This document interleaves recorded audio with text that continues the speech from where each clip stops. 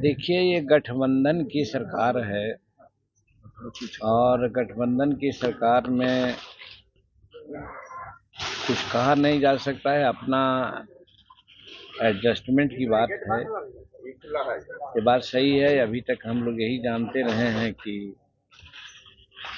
गृह विभाग अपने पास चीफ मिनिस्टर रखते हैं, लेकिन ऐसा कोई कानून नहीं है। बहुत ऐसे राज्य में गृह मंत्री दूसरे भी रहते हैं, बिहार में अभी तक नहीं था। तो अपनी सुविधा के लिए या कार्य के अधिकता के चलते चीफ मिनिस्टर ने एक युवा नेता के हाथ में पुलिस विभाग, होम विभाग को सौंपा है। तो अच्छाई के लिए सौंपा है, राज्य के लिए। लॉ एंड ऑर्डर पर कभी कभी लोग प्रश्न उठाते हैं, तो वो रिपोर्ट पर विश्वास न करके जवान मंत्री हैं, खुद रिपोर्ट को देखेंगे, समझेंगे और उसी अनुसार कार्रवाई करेंगे। तो मेरे समझ से कानून व्यवस्था पर भी लगाम लगने की बात होगी और इसको कोई राजनीतिक चश्मे से हम नहीं देखते हैं। हम देखते हैं कि बिहार में अच्छा काम करना है। जब तक विकास का काम अगर ठीक करना है तो लॉ एंड ऑर्डर को जरूर ठीक करना होगा। तो वैसी परिस्थिति में युवा नेता हैं और मोर ओवर भाजपा के अभी ज़्यादा संख्या में सदस्य भी जीत के आए हैं। ये भी समझ करके कि भाई अच्छा विभाग उनको दिया जाए ताकि उनको कोई दिक्कत नहीं महसूस हो, इसलिए होम विभाग उनको दिया गया। तो हम समझते हैं ये अच्छा ही हुआ है।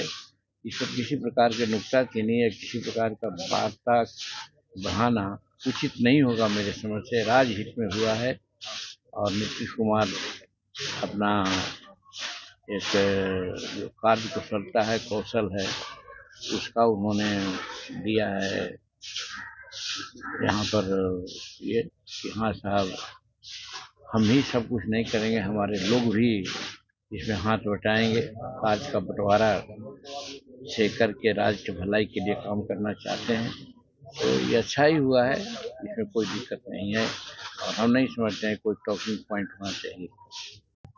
कांग्रेस 14 तारीख को वोट चोरी के खिलाफ रैली करने जा रही है दिल्ली में। देखिए, कांग्रेस वाले लोगों ने तो एक रट लगाया है।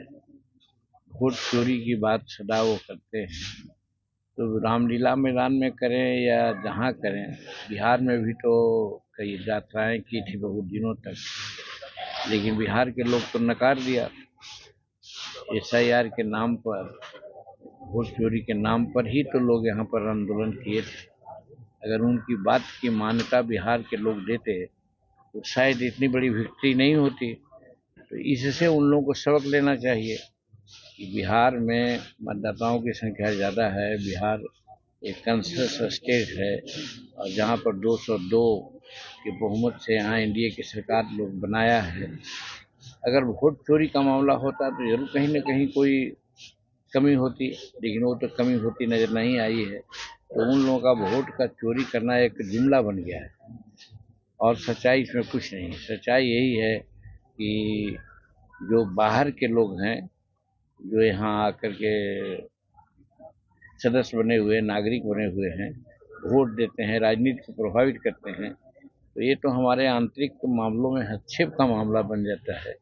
इसलिए ये तो किसी भी भारतीय के लिए ये बात असह्य है। तो वैसी परिस्थिति में हर भारतीय नहीं चाहेगा कि बाहर के लोग हमारे राजनीति में हस्तक्षेप करें।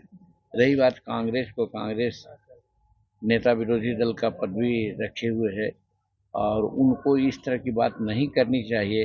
कब की, जब वो मामला बिहार में उनका फ्लॉप कर गया है। तो इसलिए वो सिर्फ हारा हुआ दाव खेल रहे हैं, उससे उनको कोई फायदा होने वाला नहीं। सर 6 दिसंबर को बंगाल के मुर्शिदाबाद में बाबरी मस्जिद का नींव रखा जा रहा है, जबकि कोर्ट ने तो अयोध्या में 5 एकड़ जमीन भी आदेश किया था। तो इसकी जानकारी हमको नहीं है, लेकिन अगर तुष्टीकरण की राजनीति में लोग विश्वास करते हैं तो कई एक मस्जिद बनती है, कई एक मंदिर बनते हैं, उसमें कहीं कोई दो मत नहीं है। लेकिन ठीक ही आपने कहा कि जब मुर्शिदाबाद में ही कोर्ट के माध्यम से उनको 5 एकड़ से जमीन अयोध्या में, हाँ, अयोध्या में ही दे दिया गया है, तो बनना चाहिए तो वहाँ बनना चाहिए। और अंदाज है कि यहाँ बनेगा ही, लेकिन इसके बाद वहाँ अगर बना रहे हैं किसी तुष्टीकरण की राजनीति के लिए, तो ऐसा काम नहीं चलेगा। क्योंकि उनकी सरकार जो वहाँ पर टिकी हुई है, वैसे लोगों पर टिकी हुई है जो नागरिक बंगाल के भारत सरकार के हैं नहीं।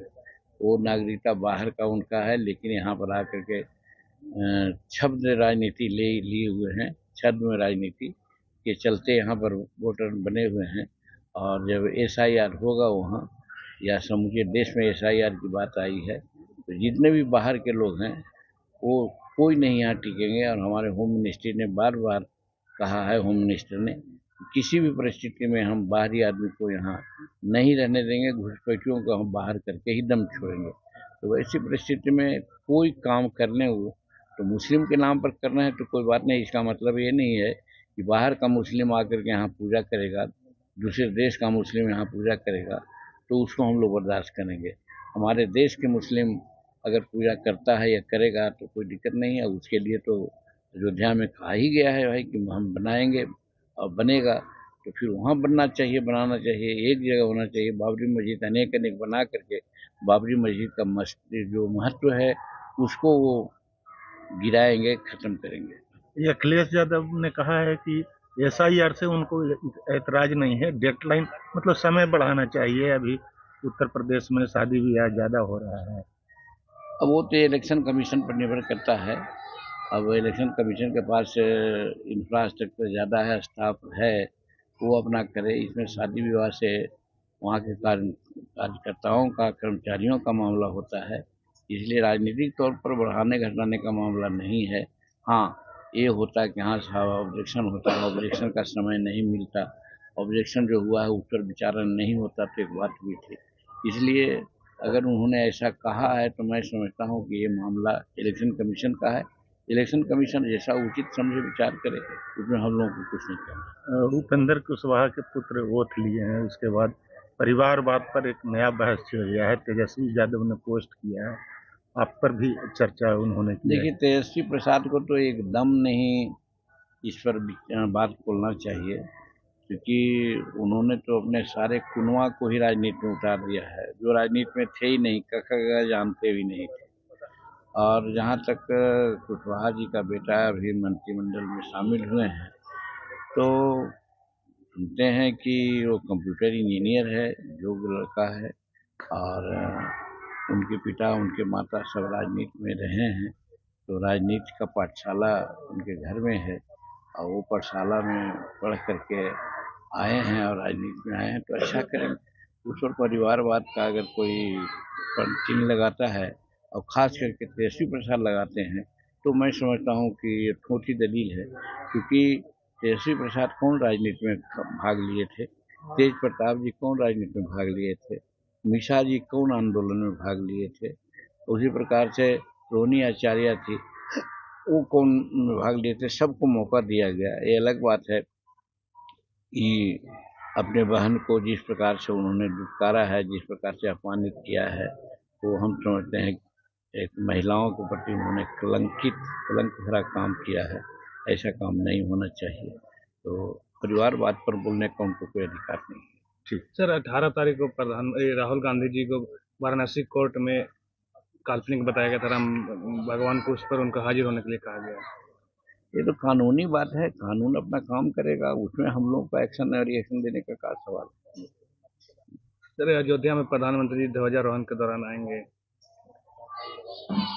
अब कब प्रधानमंत्री आएंगे जाएंगे, उनका समूचे देश में भारत के बाहर भी जाते आते रहते हैं, तो उनका कार्यक्रम होता है। तो उस कार्यक्रम के बारे में हम लोग को टिप्पणी करने के क्या, जहाँ जरूरत समझते हैं, जहाँ आवश्यकता है बात करने का, समझने का, समझाने का, विकास का, कुछ और काम करने का, तो नरेंद्र मोदी जी प्राय करते रहते हैं। बिहार में भी उन्होंने किया, उसी प्रकार से उत्तर प्रदेश में भी अगर कर रहे हैं, तो इसमें हम समझते हैं कोई बहस की गुंजाइश नहीं है।